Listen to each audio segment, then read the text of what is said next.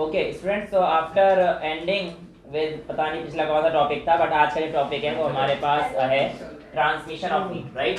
Transmission of heat की अगर हम लोग बात करते हैं कि हीट ट्रांसमिट कैसे होती है, हीट एक जगह से दूसरी जगह पर कैसे पहुंचती है, तो बेटा इसके अलग अलग मेथड्स होते हैं। यानी कि एक जगह से दूसरी जगह पर हीट का ट्रेवल करना हमारे पास अलग अलग तरीके से कराया जा सकता है, जिसमें सबसे पहला माध्यम या सबसे पहला मीन होता है कंडक्शन। यानी कि कंडक्शन क्या है और इसके थ्रू कोई भी हीट एक जगह से दूसरी जगह पर कैसे पहुंचती है, हम लोग इस चीज को देखना शुरू करेंगे, राइट। स्टार्टिंग विद कंडक्शन, आप लोग ऐसे समझिए कि आप लोगों के पास एक आयरन की रॉड होती है। अगर आप उस आयरन की रॉड को यहाँ से लिट करते हैं, तो यहाँ से लिट करने के बाद कुछ देर के बाद आपके हाथ में गर्मी आने लगती है, जबकि आप जला यहाँ से रहे थे और गर्मी आपको यहाँ पर लगी। इसका मतलब क्या हुआ कि जो हीट है वो हमारे पास ट्रेवल करते हुए यहाँ से यहाँ तक ट्रेवल कर रही है, तभी तो आपको हाथ में गर्मी लग रही है। अगर वो ट्रेवल ना करे तो आपको गर्मी ही नहीं लगती। बट यहाँ पर एक मीडियम का मतलब क्या हुआ कि यहाँ पर जो एक रॉड थी, मेटल की रॉड थी, उसके पार्टिकल्स क्या चले होंगे, मतलब एक जगह दूसरी जगह ट्रेवल करके आए होंगे, ऐसा कहना गलत हो जाता है बेटा।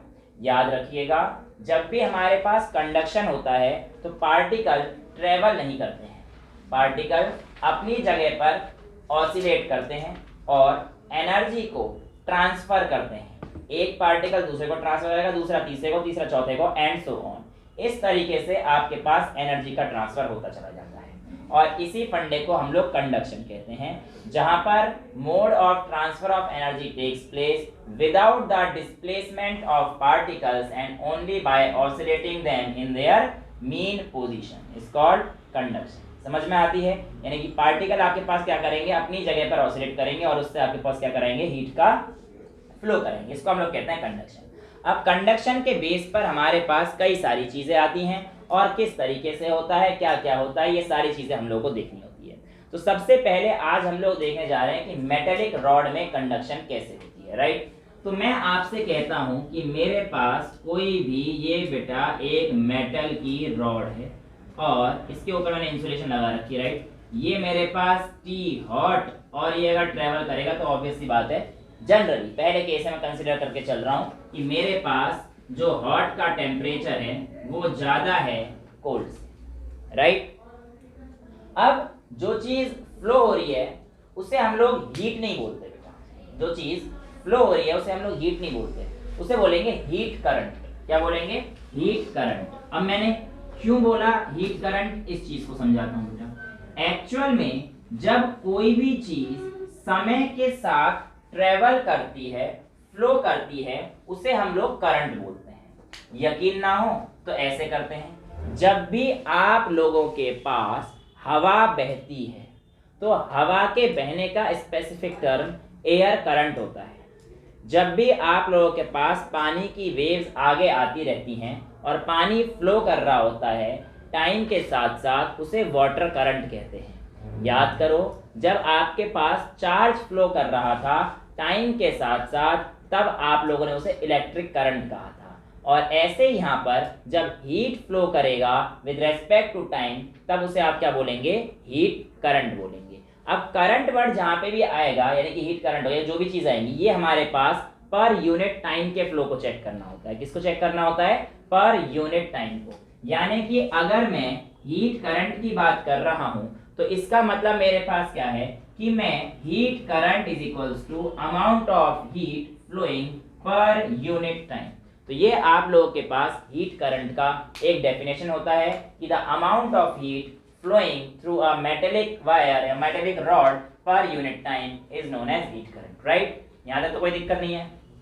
अब बात आती है कि आप लोगों के पास यहाँ पर जो हीट है ये किस किस चीज पर डिपेंड करती है, कैसे कैसे डिपेंड करती है, आइए इस चीज को देख लेते हैं। और दो तीन चीजें और देखना बेटा कि जब भी आपके पास हीट फ्लो करेगा वो रॉड के पर, उसके सरफेस के परपेंडिकुलरली फ्लो करेगा हमेशा। कैसे कह रहा हूं, जैसे रॉड है, अब अगर इस रॉड का सरफेस एरिया निकालूंगा तो कुछ इस तरीके से है, राइट, मेरी तरफ फेस कर रहा है, और जो हीट फ्लो करेगी वो हमेशा कैसे करेगी, ऐसे। आपको समझ में आ रहा है? रॉड का अगर फेस ये है तो हीट हमेशा इसके, ये हीट आ रही है तो हीट हमेशा कैसे जाएगी, उसके परपेंडिकुलर जाएगी, ठीक है। तो अगर ये रॉड है तो इसके हमेशा मतलब इसका सरफेस एरिया ऐसे जा रहा होगा, इस प्लेन में ऐसे, ये इसका सरफेस एरिया ऐसे जा रहा होगा, तो हीट हमेशा कहां से फ्लो करेगी, ऐसे, इसके परपेंडिकुलर, ठीक है। ये चीज आपको एक जो है ध्यान देनी है, क्योंकि अभी आगे काम आएगी।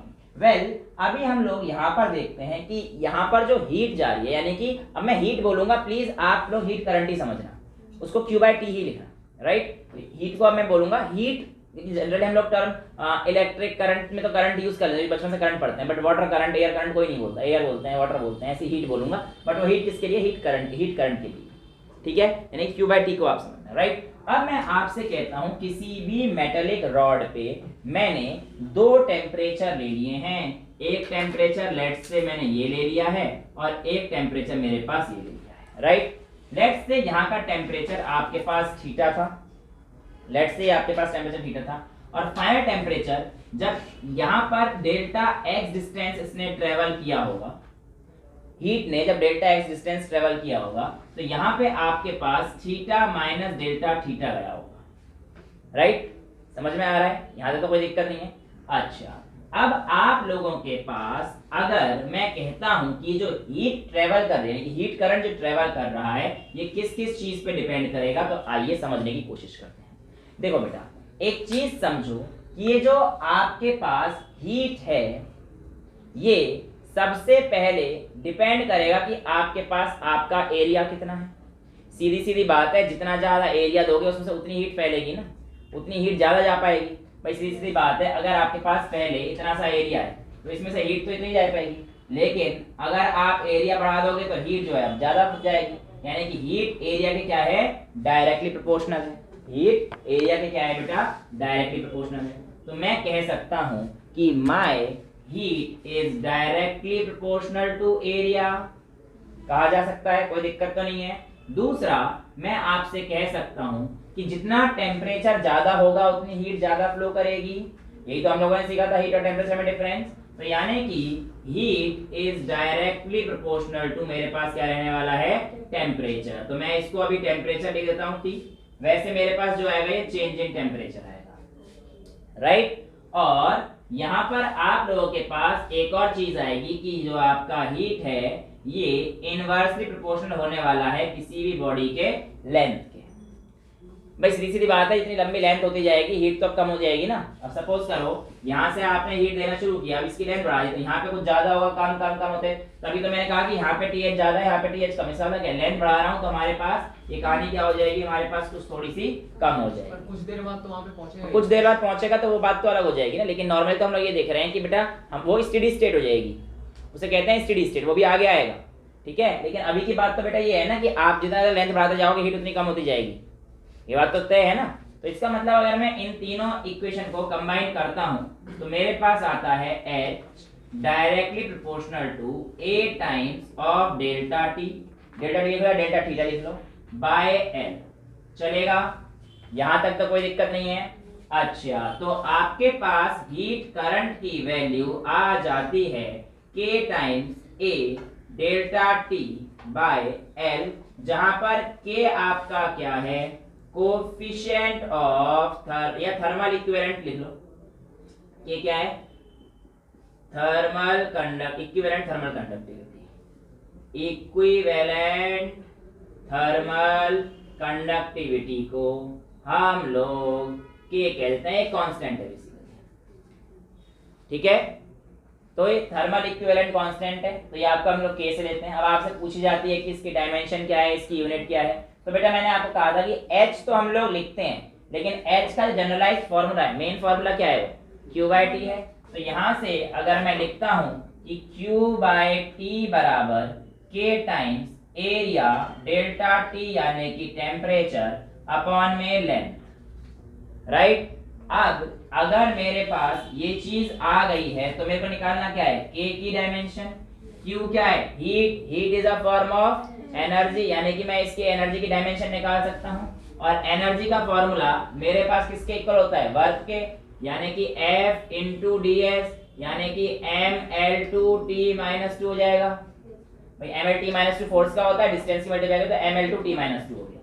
यानी कि मैं इसको लिख सकता हूं ml2t-2 अपॉन में क्या आ जाएगा बेटा, के की निकालिए तो एल की लेंथ की मल्टीप्लाई ऊपर करना पड़ेगा, ये एरिया आ जाएगा नीचे इनटू डेल्टा टी, राइट। यहां तक किसी को कोई दिक्कत है? नहीं है। अब यहां से आप लोगों से अगर पूछा जाए कि डायमेंशन क्या बनी, तो आप देखो एरिया को लिख सकते हैं एल स्क्वायर, तो मैं इसको मिटा के एल स्क्वायर लिख देता हूं। एक एल स्क्वायर से एक एल, ये तो कट ही जाएगा मेरे हिसाब से, एक एल बचेगा बस, है बेटा ml_t²k। हाँ, तो ये एरिया है ना, तो एरिया तो नीचे जाएगा, के ऊपर तो एक एल ही है, तो हमारे पास एल स्क्वायर से एल स्क्वायर कटेगा मेरे हिसाब से, एक एल बच जाएगा, तो आपके पास बन जाएगा ml1t-2 और डेल्टा टी का मतलब कितना हो गया, k-1, या थीटा माइनस लिखते हैं जनरली, k-1 लिखा जाएगा, राइट। तो ये आप लोगों के पास चीजें पूछ ली जाती हैं कि किस तरीके से लिखी जाएंगी, ठीक है। और अगर वैसे पूछ ले तो बेटा Q को नापते हैं कैलोरी में, Q को नापते हैं कैलोरी इनटू, देखो एरिया नीचे और ऊपर L है, तो मतलब 1 m मीटर स्क्वायर और इधर 1 मीटर कट जाएगा, एक समझ गए ना, A अपॉन L को मैं क्या लिख सकता हूं, देखो मीटर स्क्वायर अपॉन मीटर, तो यानी कि 1 मीटर नीचे की तरफ जाएगा क्योंकि एरिया नीचे जा रहा है, तो कैलोरी पर मीटर, राइट। अब ये देखो ये डेल्टा टी भी नीचे गया है, डेल्टा टी को किस में लिखूंगा, पर डिग्री सेल्सियस, ये पर लग गया सब में आ रहा है, पर डिग्री सेल्सियस, और क्या बचा एक मेरा टी, यानी कि सेकंड, ये सेकंड, तो पर में चल रहा है सब कुछ आ जाएगा, तो कैलोरी पर मीटर पर डिग्री सेल्सियस पर सेकंड, नहीं डिग्री केल्विन, ये जो यूनिट है बेटा, ये यूनिट मेरे पास सीजीएस यूनिट है, राइट। अब कर लेते हैं आपकी बात, अगर आपने बात छेड़ी दी है तो बेटा उसे हम लोग कह देंगे एमकेएस सिस्टम। एमकेएस सिस्टम में कैलोरी की जगह क्या आएगा बेटा हमारे पास, जूल, और मीटर भी नहीं, यहाँ पे सेंटीमीटर कर लेना है इसे, सीजीएस यूनिट है, राइट। एमकेएस में आएगा तो यहाँ पे जूल नहीं आएगा मेरा बच्चा, kilo calorie, kilo calorie, centimetre को आपके पास आएगा पर मीटर पर केल्विन पर सेकंड, राइट। ये आपके पास एमकेएस यूनिट आ जाएगी। लेकिन क्या ऐसा यूनिट ये होगी, नहीं, ऐसा यूनिट जो होगी इसके अंदर कितनी सारी यूनिट बन जाती है, यहीं से बनेंगी सारी यूनिट। ऐसा यूनिट क्या बन जाएगी बेटा, के की, अब ये देखो किलो कैलोरी पर सेकंड, इसको हम लोग वॉट कहते हैं, Q बाई टी है ना, ये पावर हो गया, अब पावर कैसे है, वॉट पर मीटर पर केल्विन, राइट। सेकंड तो खत्म हो गया ना बेटा, क्योंकि आपने किलो कैलोरी अपॉन इसको किसी को वॉट लिखा है, तो इसका ऐसा यूनिट क्या हो जाती है, वॉट पर मीटर पर केल्विन, ये पर केल्विन, वॉट पर मीटर पर केल्विन। तो ये आप लोगों के पास छोटी सी बात किसके regarding, coefficient of thermal conductivity के रिगार्डिंग आ जाती है, इतना नोट करें, फिर आगे चलते हैं। अच्छा बेटा इसमें एक चीज देखो, ये चीज हम लोग भूल रहे हैं, ये Q अपॉन टी है, इस टी को इस्तेमाल नहीं कराया आपने, देखो ये आपने Q लिख दिया, ये आपने L लिख दिया, Q इंटू L हो गया, K की डायमेंशन आती है, एरिया हो गया डेल्टा टी, वाला टी कहाँ गया, है ना, तो ये वाला टी अभी लगाएंगे हम लोग यहाँ पे, टाइम का टी, तो अपॉन में टी कर देता हूँ इनटू टाइम टी, तो ये टी ऊपर जाके डायमेंशन कर जाएगी टी की -3, तो बेटा ये चीज करना है, इसी बस डायमेंशन है, बाकी सब कुछ परफेक्ट है, राइट। तो इसके बाद का जो हमारे पास अगला टॉपिक आता है वो आता है टेम्परेचर ग्रेडियंट। क्या आता है, टेम्परेचर ग्रेडियंट। अब बेटा देखो जो मैंने आपको ये डायग्राम बनाया था, इसके थ्रू अगर मैं टेम्परेचर ग्रेडियंट को समझाना चाहूं तो temperature gradient is defined as the ratio of change in temperature per unit length. क्या बोल रहा हूं, टेम्परेचर ग्रेडियंट अगर मुझे डिफाइन करना है तो इसका मतलब होता है ratio of change in temperature per unit length. Change in temperature, मैंने इस लेंथ को पकड़ लिया, यहाँ पे पकड़ लिया, कहीं पे पकड़ सकते, तुम्हारी मर्जी है, राइट। मैंने कहा था कि यहाँ पे थीटा मारना था, फाइनल मेरे पास ये है क्योंकि मैं इधर से इधर जा रहा हूँ, मैंने प्रोवाइड कर रखा है टीएच ग्रेटर देन टीसी का, राइट। तो ये थीटा में से थीटा माइनस नहीं करूंगा, इसमें से ये वाला माइनस करूंगा, तो मेरे पास फाइनल टेम्परेचर क्या है, थीटा रेशियो किसका है, चेंज इन टेम्परेचर अपॉन में लेंथ का, तो थीटा माइनस डेल्टा थीटा, एक तो ये आ गया, ये फाइव आ गया, माइनस इनिशियल कितना था थीटा अपॉन में चेंज इन लेंथ कितना आ गया डेल्टा एक्स, राइट।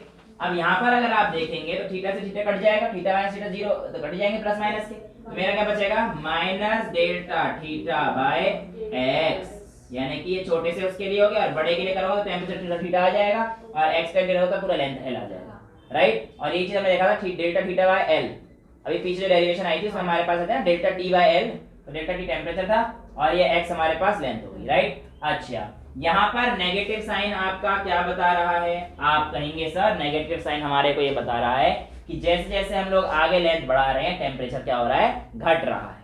जैसे जैसे हम लोग टेम्परेचर बढ़ा रहे हैं वैसे वैसे हमारे पास, सॉरी जैसे जैसे हम लोग लेंथ बढ़ा रहे हैं टेम्परेचर क्या हो रहा है हमारे पास, कम हो रहा है, तभी तो यहाँ पे माइनस आया, अदरवाइज माइनस आने का कोई मतलब ही नहीं था, राइट। अच्छा, इसका मतलब अगर मैं आपसे ये वाली रॉड लेता हूँ, मेटेलिक रॉड लेता हूँ और मेटेलिक रॉड के ऊपर मैं थर्मामीटर लगा देता हूँ, थोड़ा ज्यादा हो गया, मैं थर्मामीटर लगा देता हूँ, 1 2 सारे थर्मामीटर मैंने लगा रखे हैं, राइट। ये बहुत सारे थर्मामीटर हैं। अब ये क्या है, रॉड की लेंथ क्या होती जा रही है, जब मैं ऐसे जा रहा हूँ तो बढ़ती जा रही है। तो लेट्स से कि जब मेरे पास रॉड इस पोजीशन पे थी, यहाँ पे टेम्परेचर थीटा 1 था, तो आप बताओ लेंथ बढ़ाओगे तो टेम्परेचर क्या आएगा, कम हो जाएगा, बिल्कुल। तो मैंने ये वाली पोजीशन को मैंने थीटा 2 दे दिया, ये वाली पोजीशन को मैं कह दूंगा थीटा 3, ये वाली पोजीशन को थीटा 4, ऐसे चलता जाएगा। तो अगर मैं ग्राफ बनाऊंगा टेम्परेचर और लेंथ का, तो मेरे पास कैसा ग्राफ आ जाएगा,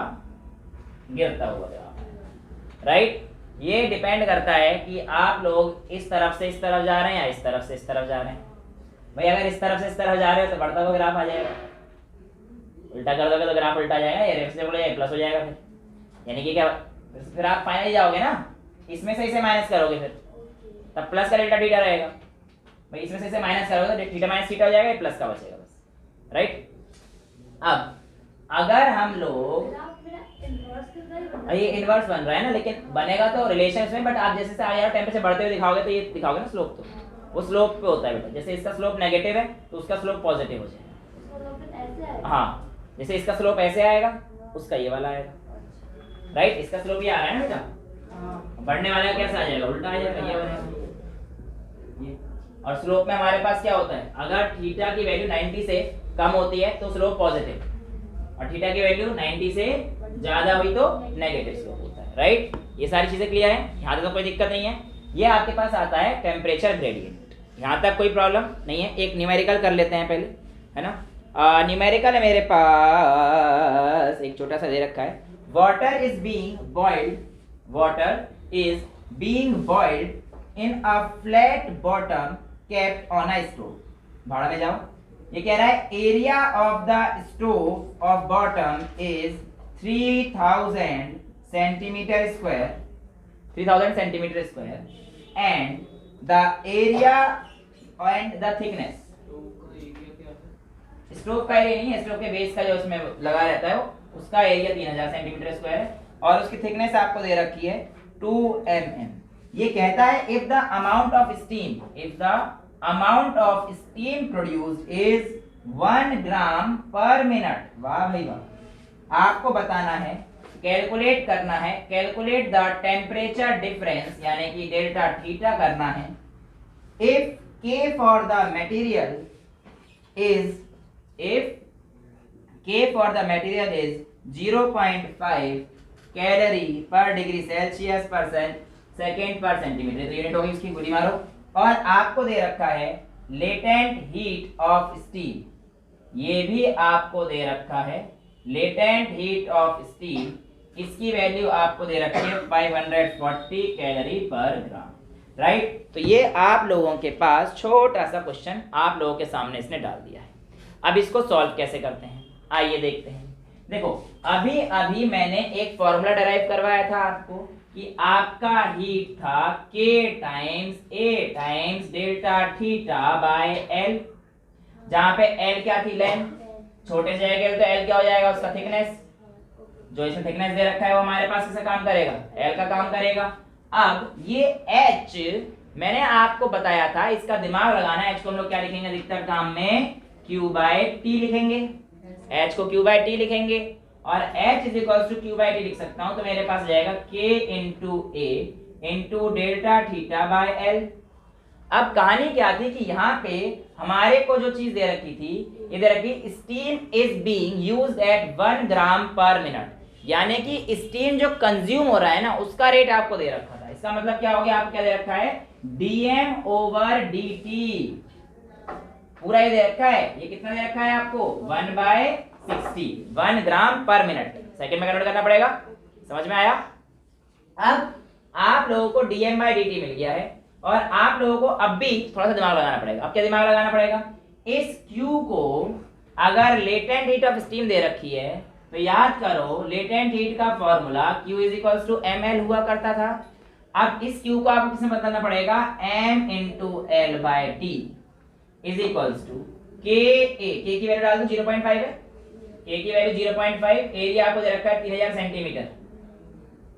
सारी चीज सेंटीमीटर में करने की जरूरत नहीं है। डेल्टा थीटा आपको निकालना था और एक 2 मिलीमीटर का मतलब हो गया 0.2 सेंटीमीटर, राइट? अब देखो बेसिकली छोटे के लिए करूंगा तो dm/dt की वैल्यू आपको दे रखी है यार, ध्यान से देखोगे ना, इसकी वैल्यू दे रखी है m/t, ये रही, कहां गई? ये रही 1/60, m/t की वैल्यू है ना वो, तो 1/60 इनटू लेटेंट हीट दे रखी थी स्टीम की 540, ठीक है? क्वेश्चन ठीक ठाक था।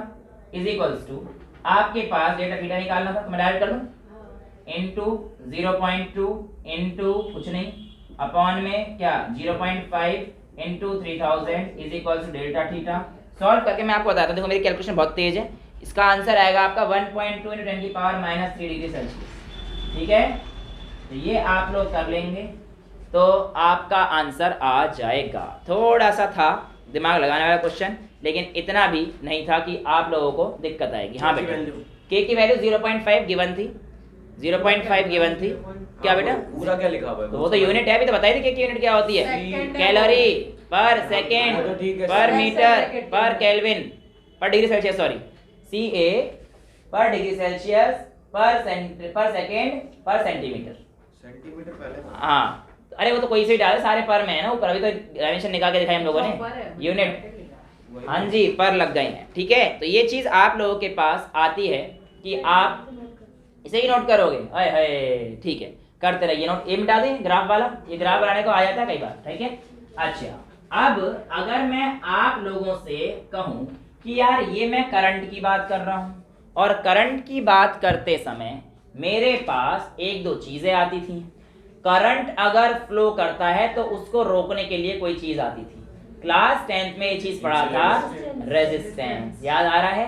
तो यार याद करो कि अगर हीट फ्लो करेगा तो हीट भी तो करंट है, और अगर हीट फ्लो कर रहा है तो हमारे पास हीट का भी रेजिस्टेंस होगा, राइट? अब अगर मैं आप लोगों को बताता हूं तो सिमिलैरिटी तो बहुत सारी आ रही है। कैसे? I = हमारे पास हुआ करता था Q/T, यही तो हुआ करता करंट का फॉर्मूला, चार्ज पर यूनिट टाइम। क्या ये हीट के साथ काम कर पाएगा? जी हाँ, हीट करंट बराबर हीट पर यूनिट टाइम। तो एनालॉजी देखिए, आपको मैंने चैप्टर नंबर 7 में एनालॉजी दिखाई थी रोटेशनल रो वाली। तो यहाँ पर देखिए, जो काम I कर रहा है वो H कर रहा है, जो काम चार्ज कर रहा है वो हीट कर रहा है। टाइम कर दोनों तो कोई दिक्कत नहीं, राइट? एक एनालॉजी आपको दिख गई है। अच्छा, अब यहाँ पर जो रेजिस्टेंस आता है वो किसका आता है? तो अगर आपसे पूछेंगे कि वहां पे जो रेजिस्टेंस था इलेक्ट्रिकल रेजिस्टेंस हुआ करता था, वहां पर जो रेजिस्टेंस हुआ करता है इलेक्ट्रिकल रेजिस्टेंस हुआ करता था। और टेम्परेचर के केस में जो रेजिस्टेंस आएगा बेटा वो कौन सा आएगा? थर्मल रेजिस्टेंस आएगा। और जो थर्मल रेजिस्टेंस आता है बेटा, थर्मल रेजिस्टेंस जिसको मैं R से रिप्रेजेंट करने जा रहा हूं या जाऊंगा, तो ये थर्मल रेजिस्टेंस की जो आपकी वैल्यू आएगी ये होती है, it is defined as the ratio of change in temperature to that of heat current. क्या बोल रहा हूं? यानी कि R = θ1 - θ2 अपॉन में H, और H को क्या मैं लिख सकता हूं? Q/T। ये मैं आपको बता चुका हूं। तो ये आप लोगों के पास एक छोटा सा नमूना आ जाता है कि आपके पास थर्मल रेजिस्टेंस क्या होता है। It is defined as the ratio of change in temperature to that of heat current, और इसी से आप लोगों के पास यहाँ पर आती है। हाँ, मतलब आप कोई सा भी कर सकते हो, इससे कोई दिक्कत नहीं, जो मानना है उससे मान लो ना। हीट टेम्परेचर डेल्टा T आएगा, उसका मॉड ले लेना, ठीक है? अच्छा, अब हम लोगों को R की एक दो यूनिट पूछी जाती हैं, R कैसे काम करेगा ये सारी चीजें पूछी जाती हैं। तो अगर मैं इन सब चीजों को देखूंगा तो कैसे काम आएगा वो चीज डालनी है। अब देखो, H का फॉर्मूला डाल दूं मैं, KA delta theta by L, right? अच्छा तो यहाँ पर देखिए R is equals to theta one minus theta के डेल्टा थीटा लिख दूं, डेल्टा थीटा H की जगह पर कह सकता हूँ के ए डेल्टा थीटा बाय एल। तो देखो के ए डेल्टा थीटा बाय एल को एल ऊपर लिख दूं, थीटा से थीटा उड़ जाएगा, तो यहाँ पे आपके पास थर्मल रेजिस्टेंस की यूनिट क्या आ जाएगी, एल बाय के टाइम्स ऑफ ए आ जाएगी। समझ में आ गया। अब यहाँ पर जो कहानी आती है वही कि इसकी यूनिट क्या आएगी, है ना। आपने के की यूनिट निकाली थी, के की यूनिट क्या आई थी, यही है ना। अब इसमें हमें क्या करना है, पर सेंटीमीटर थी, लेकिन इस बार पर सेंटीमीटर नहीं रहेगी, एल ऊपर है ए नीचे है ना। ऐसे छोड़ो, ऐसे कर लो। आप लोगों को के की जो यूनिट थी उसको निकालने के लिए हम लोगों ने क्या किया था, उसका बस ये कर दो R is equals to L by K की यूनिट बताइए फटाफट से, क्या थी, टेम्परेचर की टर्म्स में था और किस किस की टर्म्स में था हमारे पास, वो तो अलग यूनिट है बेटा, हम लोग पहले वो निकालेंगे, पहले इसकी टर्म्स में निकाल लेते हैं, ठीक है। देखो कैलोरी पर सेंटीमीटर डिग्री सेल्सियस, ये calorie per degree Celsius per second और एक और था सेंटीमीटर में तो राइट। अब ये तो के हो गया, इनटू ए करेंगे इस बार, एरिया का मतलब कितना आ जाएगा यहाँ पे, सेंटीमीटर का स्क्वायर, राइट। और एल किस में आएगा हमारे पास, सेंटीमीटर में।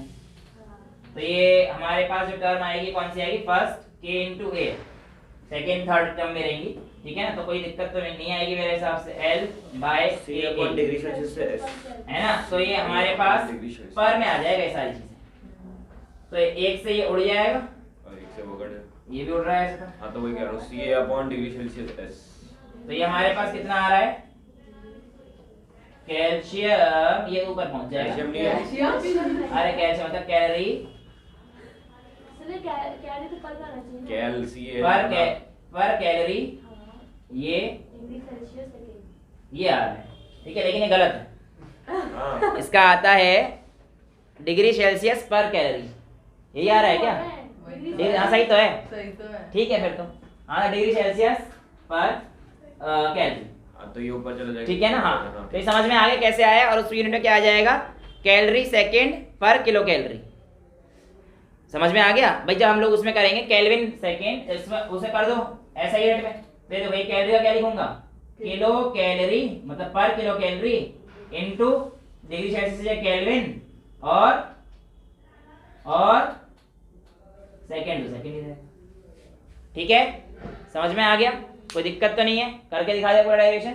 तो ये आप लोगों से पूछी जाती है, और इसका डायमेंशन क्या आ जाएगा, m-1 l-2 t-3 into theta, बस l में तो चेंज होगा, वहाँ पे जो हमारे पास टर्म थी बाकी सारी सेम है, और अपॉन में तो m-1 उल्टा हो जाएगा ना, क्योंकि हमारे पास k इस बार नीचे है, तो इसकी डायमेंशन निकाल लेना है। डायमेंशन निकालना आप तो सीख रखते हैं, m-1 l-2 t-3, वहाँ पे थीटा माइनस में था, बस यहाँ पे थीटा किस में आ जाएगा, प्लस में आ जाएगा।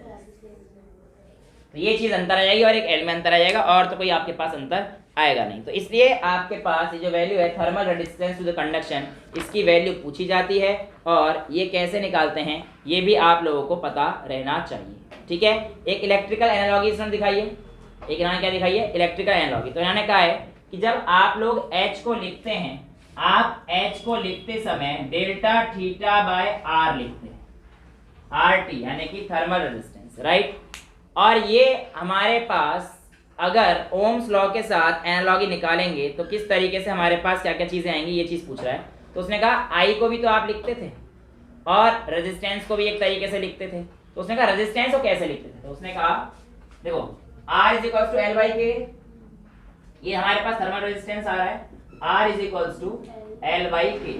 तो मेरे को अगर मैं याद करता हूं तो बिल्कुल एक चीज याद आती है, R is equals to rho L by A हुआ करता था। ये इलेक्ट्रिकल रेजिस्टेंस था और ये थर्मल रेजिस्टेंस है, राइट। देखो मैं यहाँ पर रो का इस्तेमाल नहीं कर सकता, क्यों नहीं कर सकता, क्योंकि जब मैं बात कर रहा हूं एनालॉजी की, तो एनालॉजी के समय मैं जो टॉपिक आपको पढ़ा रहा हूँ किस चीज से पढ़ा रहा हूँ, कंडक्शन का, और ये जो रो है ये रेजिस्टिविटी का है। तो मुझे रेजिस्टिविटी नहीं चाहिए, मुझे क्या चाहिए, इलेक्ट्रिकल कंडक्टिविटी चाहिए। और अगर आपको याद हो रेजिस्टिविटी का उल्टा 1/ρ, उसको हम लोग क्या लिखते थे? कंडक्टिविटी लिखते थे, right? Resistivity is equals to 1/k होता है। अगर आपको याद ना आ रहा हो तो ये भी 10th में था, ठीक है? ρ इज इक्वल्स टू 1/k। तो यहाँ पर अगर मैं इसको इलेक्ट्रिकल उसमें लिखना चाहूँ, देखो यहाँ पे वही बात आ गई ना, R is equals to 1/k into L/A। तो ये इलेक्ट्रिकल रेजिस्टेंस आ गया। यहाँ पे देखो ये भी तो वही आ रहा है, ये इलेक्ट्रिकल कंडक्टिविटी है। तो थर्मल कंडक्टिविटी जो K है वो हमारे पास क्या हो जाएगी? Thermal conductivity. तो कंपैरिजन करते हैं तो आपको समझ में आ गया है कि हमारे पास K क्या है? Thermal conductivity. समझ में आया? इतनी कोई दिक्कत? यहाँ तक किसी को कोई डाउट नहीं रहना चाहिए। तो ये वाला पोर्शन आप लोगों के पास छोटा सा, जो आपको दिखने में बड़ा लगता है लेकिन सिंपल सा है, वो ये कॉन्सेप्ट समझते जाइए तो आराम से ये चीजें समझ में आ जाती हैं। इसे रब करके आगे चल सकते हैं। अब जो मेरे पास टॉपिक आने वाला है वो आएगा, जैसे हम लोगों ने पढ़ा था resistance in series, resistance in parallel, वही सारी चीजें एक बार यहाँ पर भी हम लोग दोहराएंगे। और दोहराएंगे तो किस तरीके से दोहराएंगे ये आप लोगों को पता रहना चाहिए, ठीक है? जो आपके पास अगला टॉपिक है वो है स्लैब्स इन सीरीज कॉम्बिनेशन। क्या बताना चाह रहा है? जब स्लैब मेटेलिक स्लैब लगेंगे ना बेटा, वहां पे आप रेजिस्टेंस लगाते थे सीरीज और पैरेलल में, और अब यहाँ पर क्या लगाने वाले हैं? स्लैब। एक के बाद 1 2 3 4 5 6 कितनी भी SLAB स्लैब। स्लैब आप सीरीज में लगाइए या पैरेलल में लगाइए, कैसे लगाइए आप लोग की मर्जी है, राइट? अच्छा, मैं आपसे कहता हूं यहाँ पर मेरे पास एक कंडीशन है जहां पर मैंने ये स्लैब 1 ले लिया और इसके बाद इस पॉइंट से मैंने स्लैब 2 ले लिया और यहाँ पर मेरे पास उसको खत्म कर दिया, इनको इंसुलेट कर दिया, वो सारी कहानी ठीक है, राइट? यहाँ पर मेरे पास मान के चला मैं TH था और यहाँ पे मैंने मान के चला T कोल्ड था। एक हॉट है एक कोल्ड है, ये ट्रेवल कर रहा था। बेटा एक चीज ध्यान से समझिएगा कि जब भी आप लोगों के पास हीट ट्रेवल करेगी तो जब तक ये स्टेडी स्टेट में नहीं आएगी तो ट्रेवल करती रहेगी। यानी कि ट्रेवल करती रहेगी कब तक? जब तक कि ये यहां से लेकर यहां तक, अभी तो ये टेम्परेचर कम है लेकिन जब स्टेडी स्टेट में आ जाएगा तो ये टेम्परेचर यहाँ का सब जगह क्या आ जाएगा? बराबर आ जाएगा। यानी कि स्टेडी स्टेट में क्या हो जाएगा कि ये सारे जितने भी पार्टिकल्स हैं आपके, ये सब इक्वल अमाउंट से गर्म हो चुके हैं। अब ये कोई भी हीट कंडक्ट नहीं कर रहे। अब जितनी हीट आ रही है सारी की सारी, हाँ इक्विलिब्रियम बोलते हैं, थर्मल इक्विलिब्रियम बोलते हैं बेटा, सारी की सारी हीट को निकाल रहे हैं। अब ये कंडक्ट कुछ नहीं कर रहे, सारी की सारी हीट क्या कर रहे हैं? ये निकाल रहे हैं। तो भैया इस बात का मतलब ऐसा होगा कि जो हीट यहाँ पर आ रही होगी वही यहाँ पर, हर जगह पर सेम जा रही होगी, राइट? अच्छा, तो मैं ऐसा कर लेता हूँ कि पहले ये जो जंक्शन, इस पॉइंट को कहते हैं जहाँ पे 2 रॉड मिली, यहाँ पे भाई ऑब्वियसली बात है इसका मटेरियल आपको देगा K1, राइट? इसका दे देगा आपको L1 लेंथ दे देगा, इसकी लेंथ आपको दे देगा L2, हो सकता है आपको एरिया भी दे दे, हो सकता है आपको सब कुछ दे दे K1 K2। हमें तो इस बात से कोई दिक्कत है नहीं, हमें तो इस बात से कोई दिक्कत है, राइट? मुझे जो बात पता करनी थी वो ये थी कि यहाँ से निकलने वाली हीट कितनी होगी और रेजिस्टेंस कितना होगा। अगर ये पता पड़ जाए तो शायद मैं सीरीज में लगे हुए स्लैब का अरेंजमेंट पता कर सकता हूँ। कैसे करते हैं आइए देखते हैं।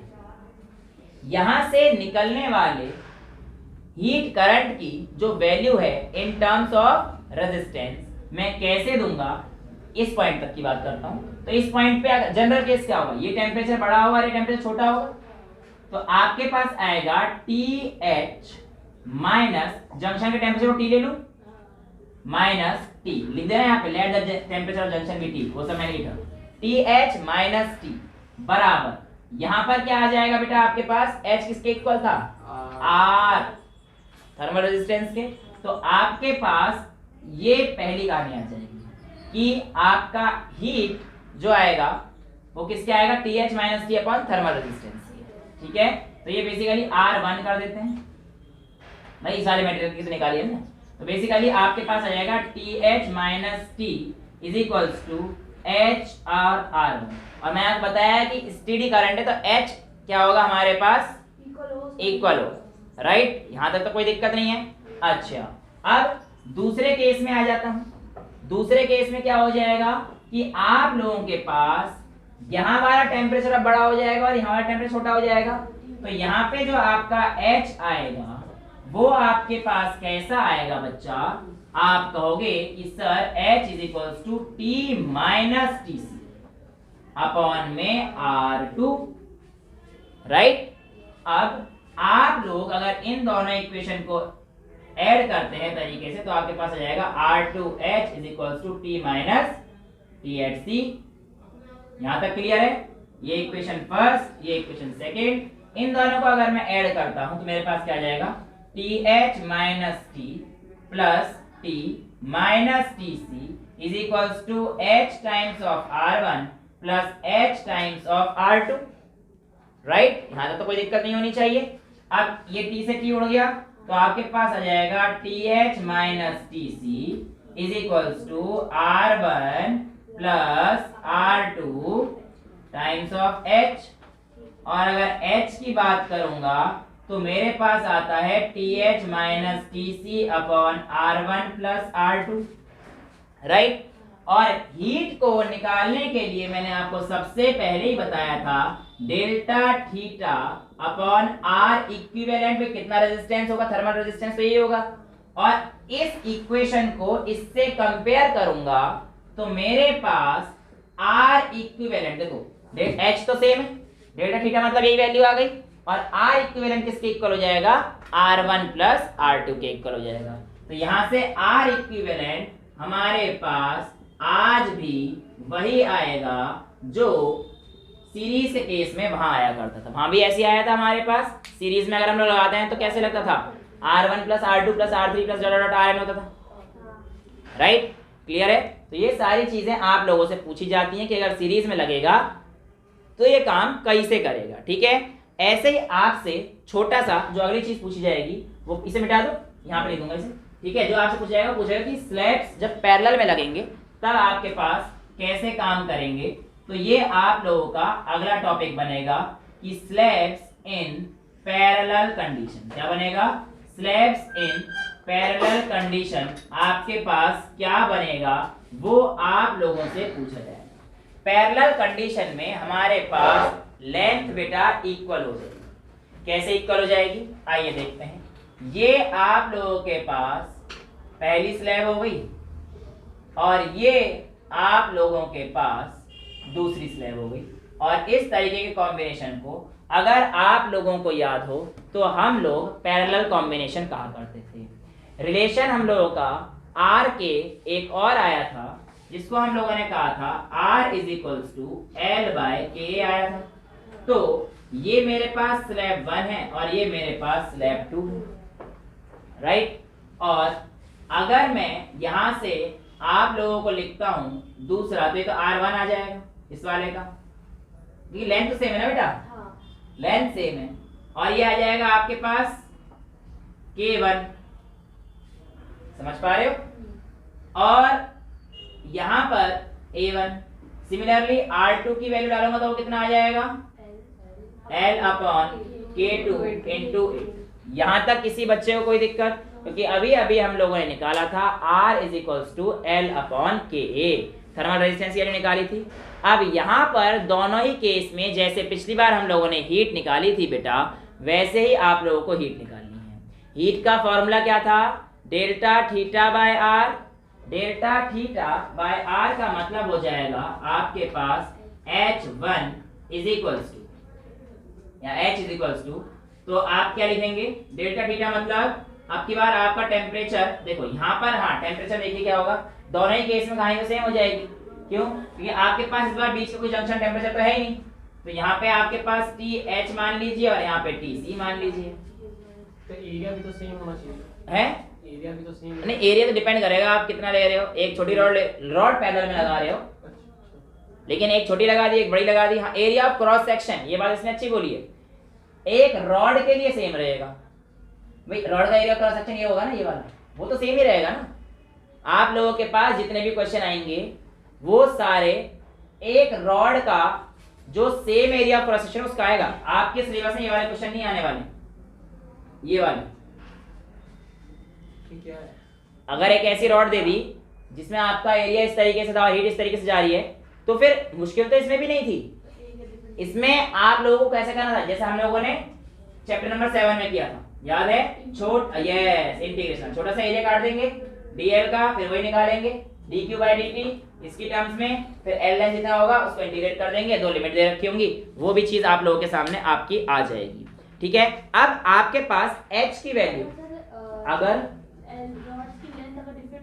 रॉड की लेंथ इनकी डिफरेंट हुई तो बेटा वो यहाँ पर तो पक्का भी नहीं बन सकते थे, इस कंडीशन में तो नहीं बन सकते थे, और अगर डिफरेंट हुई थी तो आप यहाँ पे L1/KA1/A1 करिए, वहां पे L2/KA2 करिए, उसमें तो कोई दिक्कत है ही नहीं। ठीक है, अब आप लोगों के पास हीट तो हमारे को पता थी इक्वल थी, चाहे H1 H2 की हीट तो हमारे पास जानी थी।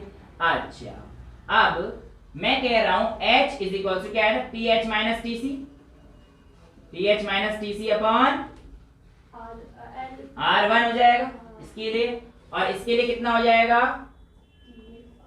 TH - TC तो सेम ही रहने वाला है इस बार, अपॉन में R2 हो जाएगा बेटा। टोटल हीट क्या हो जाएगी, H1 प्लस H2, और जब आप इसको ऐड करेंगे तो आपके पास कितना आ जाएगा बेटा, सिंपल सी बात है, ऐड कर दो, H1 plus H2 is equal, दोनों में TH - TC आ रहा है तो मैं TH - TC कॉमन ले लूं, TH - TC, और ब्रैकेट में 1/R1 प्लस 1/R2 हो जाएगा बेटा। क्लियर है, यहाँ तो कोई दिक्कत नहीं है। अच्छा, अब वही इससे कंपेयर करेंगे, H is equals to delta theta upon R equivalent होता है, H is equals to delta theta, भाई H1 प्लस H2 क्या हो गया हमारे पास, H is equals to delta theta upon 1/R1 plus 1/R2 हो गया है। और अगर इस तरीके से हमारे पास कहानी आ जाएगी तो हमारे पास R इक्विवेलेंट की वैल्यू कितनी हो जाएगी, 1/R1 प्लस 1/R2, यानी कि ये 1/R इक्विवेलेंट की होगी, तो आप कह सकते हो 1/R equivalent is equals to 1/R1 plus 1/R2 plus, और लगे होंगे तो 1/Rn तक। जिस तरीके से हम लोग क्लास 10th में करते आए हैं वही तरीका आप लोगों को यहाँ पर भी करना होता है। ठीक है, कोई अंतर नहीं है। हाँ, अभी आप लोगों को लग रहा होगा पता नहीं क्या चल रहा है, काफी लेंथी लेक्चर चल रहा है, थ्योरी चल रही है। मैंने आपको बोल रखा है सारे कॉन्सेप्ट्स हम लोग अभी सीखेंगे, और न्यूमेरिकल सेशन जो है अगला करूंगा, जिसमें सारे क्वेश्चन जितने भी रहे हैं ना पहले से, लास्ट में जैसे करते हैं सारे क्वेश्चन, उसकी वीडियो डालूंगा, तो टेंशन लेने की बात नहीं है, इतना नोट करो, फिर आगे चलते हैं। हाँ, कराएंगे बेटे, सारे टॉपिक के न्यूमेरिकल होंगे, अभी तो चलेगा, थोड़ा सा टॉपिक चले बचेगा इसके बाद अभी, है ना, वो इतना नोट करो, फिर आगे चलते हैं, और न्यूमेरिकल सेशन सबसे लास्ट में करा दूंगा। अच्छा बेटा, लास्ट टॉपिक आज का इसे देख लीजिए, जो हमने अभी तक सीरीज और पैरेलल पढ़े उसके कुछ एप्लीकेशंस हैं। यहाँ पर देखो, यहाँ पर आप लोग जैसे 10th में करते थे रेजिस्टेंस ऐसे करके, ये पैरेलल में सीरीज में ऐसे करते थे, ऐसे ही मैंने यहाँ पर बहुत सारी स्लैब्स लगा दी हैं, n number of slabs, right, और इनको मैंने किसमें कनेक्ट कर दिया है, सीरीज में। तो आपको बताना है कि इसका इक्विवेलेंट रेजिस्टेंस कितना होगा। तो देखो भाई, ये मेरे को K1 दे रखा है, K2 θ1 θ2 θ3, ये सारी चीजें हम लोग दे रखा है। तो आप लोगों को ये चीज पता है कि जो R net is equals to R1 plus R2 plus dot dot dot जितना भी होगा Rn तक करेंगे, राइट, यहाँ तक तो कोई दिक्कत नहीं है। हाँ, वही जो AP करता है वही याद आ रहा होगा। तो यहाँ पे आप लोगों के पास R की वैल्यू क्या थी, L/KA है ना, और K की वैल्यू K इक्विवेलेंट हो जाएगी यहाँ तक, यहाँ तक जो भी वैल्यू होगी K इक्विवेलेंट हो जाएगी। तो आपके पास R नेट की वैल्यू हो जाएगी L1, भाई इसकी लेंथ L1 है, फिर इसकी लेंथ L2 है। अब यहाँ पे क्या इक्वल है, क्रॉस सेक्शन एरिया इक्वल है। क्रॉस सेक्शन एरिया मतलब सुनना भी ध्यान से, इसकी लेंथ अगर L1 है, इसकी लेंथ अगर L2 है, तो क्रॉस सेक्शन एरिया मतलब ये वाला जो एरिया है सबका वो वाला इक्वल है। ये एरिया ऐसे इक्वल नहीं है, हाँ ऐसे वाला जो इक्वल सबका इक्वल है। क्योंकि मेरे को क्या लेना था, मैंने आपको पहले बोला था कि जो मेरी हीट जाएगी वो मेरे कैसे जानी चाहिए, परपेंडिकुलर। परपेंडिकुलर जाएगी, सबके एरिया इक्वल करेगी, तो वाला एरिया जो मेरे पास एरिया क्रॉस सेक्शन में सबका क्या है, इक्वल है। हाँ, जनरली एरिया भी वही है। तो R is equals to L1 plus L2 plus L3 plus dot dot Ln by K times of equivalent. यहाँ तक किसी को कोई डाउट है?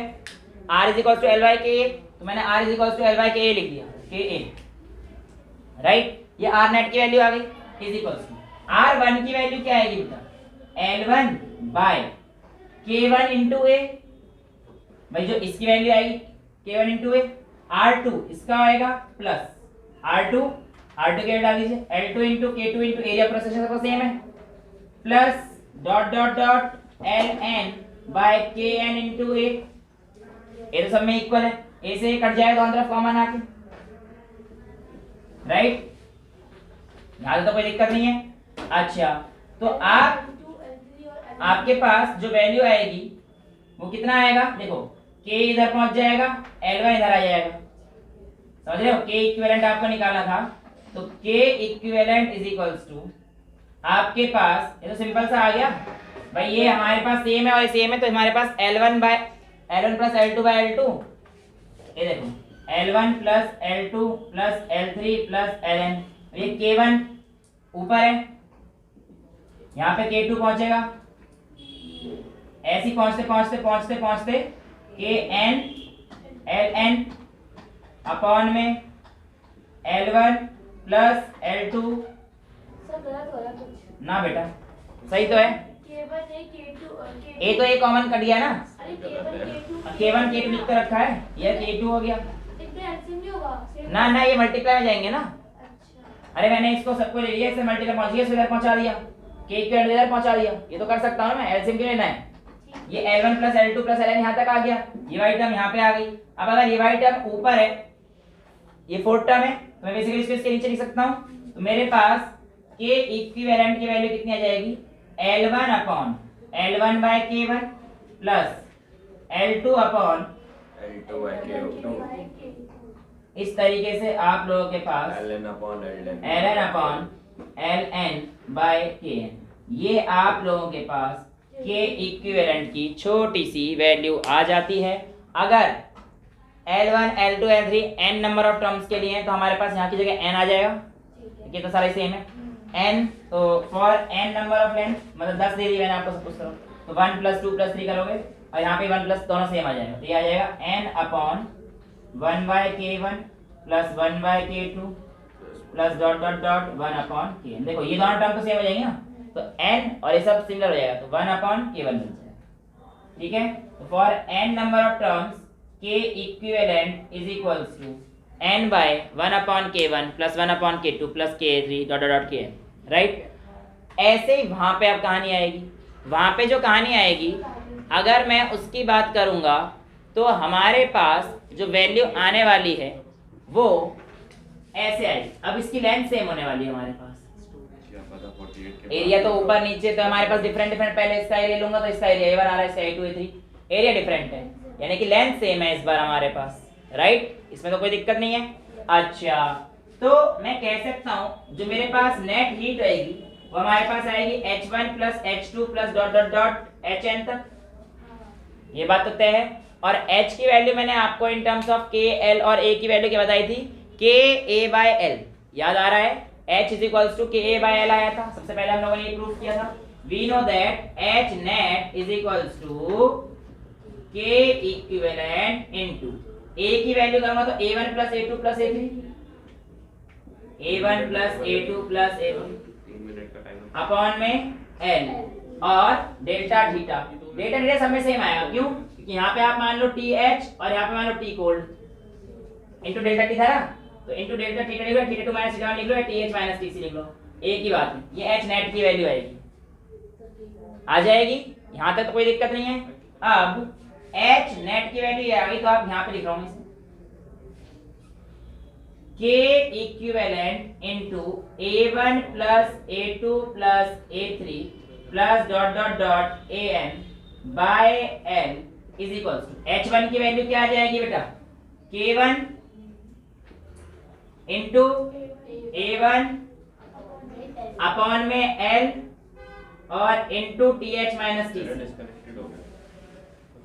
Similarly K2 A2 TH minus TC upon में L, similarly dot dot dot KN AN TH minus TC तो सब में है ही, अपॉन में L, TH माइनस TC से TH माइनस TC यहाँ पे भी था ना, TH माइनस TC, इससे तो ये कट ही जाएंगे सबके कॉमन आके, और L भी कट जाएगा, तो ये तो हो गया सिंपल आपके पास, K equivalent is equals to, अभी देखो ये A यहाँ पे पहुंचा जाए नीचे, तो आपके पास आ जाएगा K1 A1 plus K2 A2 plus dot dot dot kn an upon a1 plus a2 plus dot dot dot an। तो ये इस तरीके से आप लोगों के पास जब कोई भी चीज पैरेलल में आती है तो उसका कंडक्टिविटी इसके आती है। For n number of slabs के लिए क्या हो जाएगा, a1 a2 सारे बराबर हो जाएंगे तो k1 plus k2 plus k3 by n आ जाएगा, राइट। तो for n slabs, for n, क्योंकि आपको पता है ना भाई k1 n number of slab मतलब जितने भी आपके पास नंबर हो जाएंगे उससे मल्टीप्लाई हो जाएगा तो k1 plus k2 plus dot dot dot kn upon में n। ये आपके पास छोटी मोटी डेरिवेशंस हो जाती हैं, ठीक है। तो आज के लिए इतना ही रखते हैं। That's all for today, thank you so much.